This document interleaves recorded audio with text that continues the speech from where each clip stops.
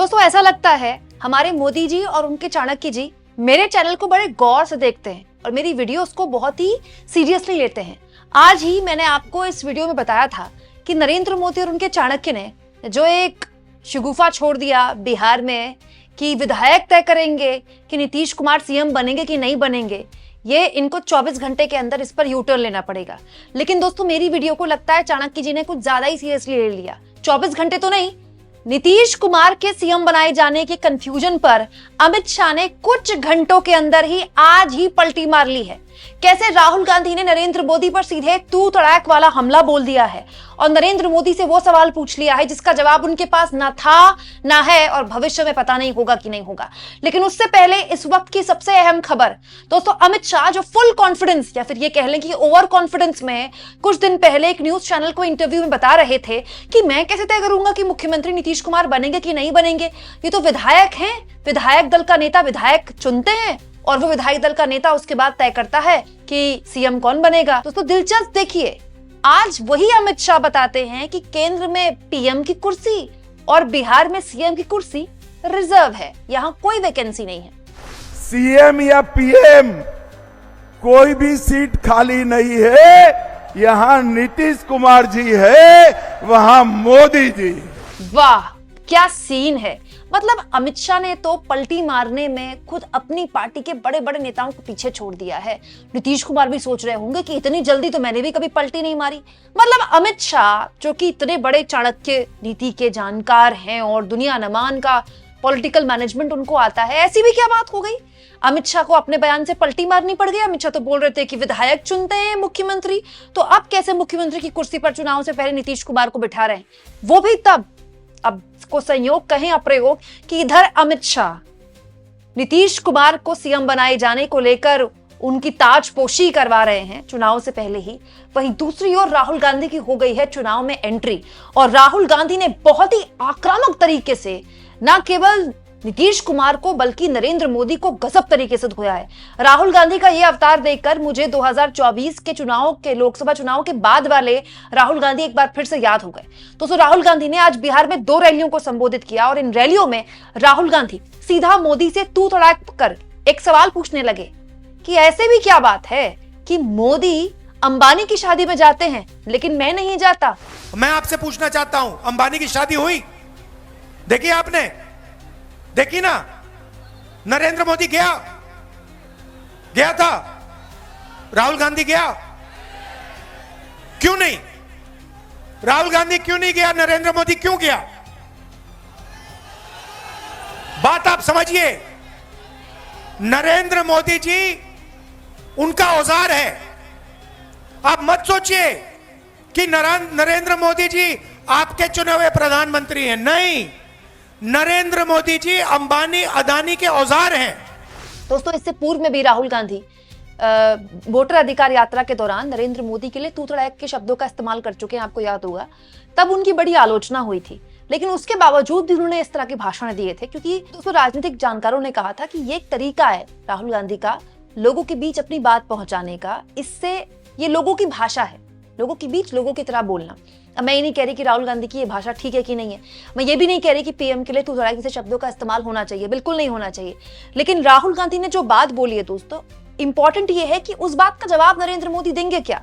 राहुल गांधी केवल अंबानी की शादी की बात नहीं बोल रहे थे, बल्कि राहुल गांधी ने दोस्तों सीधा सीधा आज मोदी से ये पूछ लिया कि ट्रंप ने 50 से ऊपर बार बोला है, उन्होंने वॉर रुकवाई, इतने जेट गिरे भारत और पाकिस्तान के बीच ऑपरेशन सिंदूर के दौरान, एक बार भी नरेंद्र मोदी ट्रंप को जवाब नहीं देते। राहुल गांधी ने ये बोल दिया कि मैं चैलेंज करता हूं, नरेंद्र मोदी में हिम्मत है तो ट्रंप के मुंह पर जवाब दें। जो ट्रंप को जवाब नहीं दे पा रहा है वो बिहार की बेहतरी के लिए काम क्या करेगा? अब दोस्तों राहुल गांधी की बात का जवाब कोई दे या ना दे, लेकिन अमित शाह ने जिस तरह से नीतीश कुमार के नाम पर पलटी मारी है, एक सवाल का तो जवाब मिल गया कि बीजेपी के पास नीतीश कुमार का कोई विकल्प नहीं है। दूसरा, अमित शाह और नीतीश कुमार की जो मीटिंग हुई थी जिसकी बड़ी प्यारी प्यारी मीठी मीठी तस्वीरें आई थी, उस मीटिंग के बाद से अमित शाह को बड़े प्यार से समझा दिया गया है कि ये जो शगुफा आपने छोड़ दिया है, इसके बाद आपके खुद के विधायक तो छोड़िए, आपके गठबंधन के विधायकों का जीतना मुश्किल हो जाएगा। दोस्तों नीतीश कुमार बहुत ही गहरी चाल चलते हैं।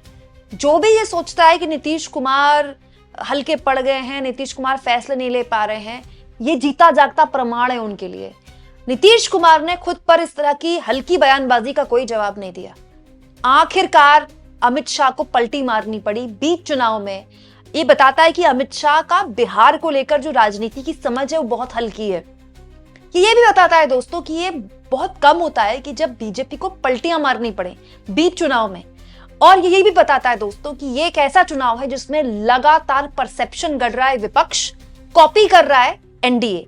क्यों? क्योंकि नीतीश कुमार को लेकर अमित शाह ने जब ऐसा बयान दिया, पूरा का पूरा महागठबंधन, चाहे वो तेजस्वी यादव हो, चाहे वो राहुल गांधी हो, आज भी यही हुआ। तो राहुल गांधी ने नीतीश कुमार पर हमला बोला और तेजस्वी यादव ने भी यही हमला बोला कि हमको तो बड़ा तरस आता है, हमें तो बड़ी चिंता होती है नीतीश कुमार की, इन्होंने नीतीश कुमार पर कब्जा कर लिया है।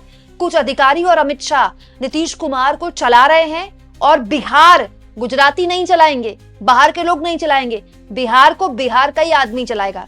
वहीं राहुल गांधी भी फायर थे आज कि नीतीश कुमार को रिमोट कंट्रोल चलाया जा रहा है और वो जो रिमोट कंट्रोल का जो बटन है वो दरअसल दिल्ली वालों के पास है। नीतीश जी का चेहरा का प्रयोग हो रहा है। रिमोट कंट्रोल बीजेपी के हाथ में है। आप ये मत सोचिए कि अति पिछड़ों की आवाज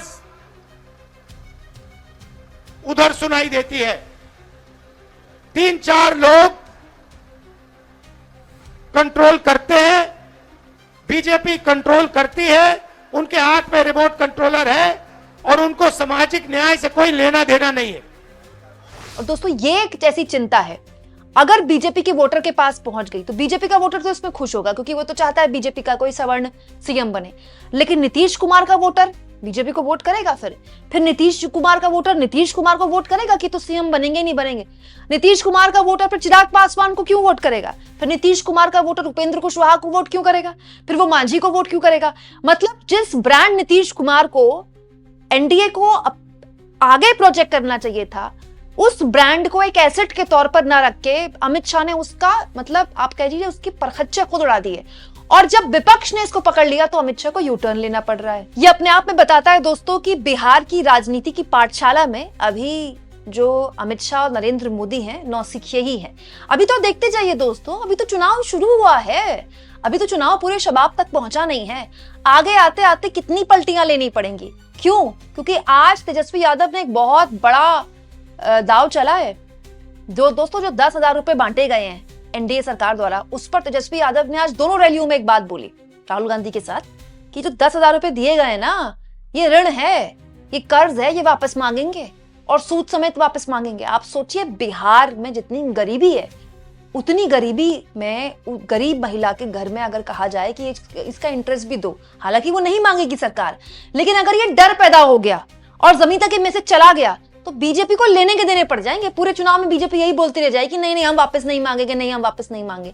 ये बताता है दोस्तों कि बीजेपी ने इस पूरे चुनाव को, जो शुरुआत में बोला गया कि सेट कर दिया, लॉक कर दिया, वो चुनाव अंत में आते आते किस करवट बैठेगा और कितनी पलटियां बीजेपी को लेनी पड़ेंगी, ये तो वक्त बता देगा। हाँ, लेकिन पहले ही दिन राहुल गांधी ने उतरकर पूरा जो सिस्टम है चुनाव का वो चार्ज तो कर दिया है। आपको क्या लगता है दोस्तों? कमेंट बॉक्स में जरूर लिखें और जितना हो सके चैनल को शेयर भी करें, सब्सक्राइब भी करें और थैंक्स और ज्वाइन के ऑप्शन से अगर आप चाहें दोस्तों तो कुछ आर्थिक मदद भी चैनल की जरूर करें।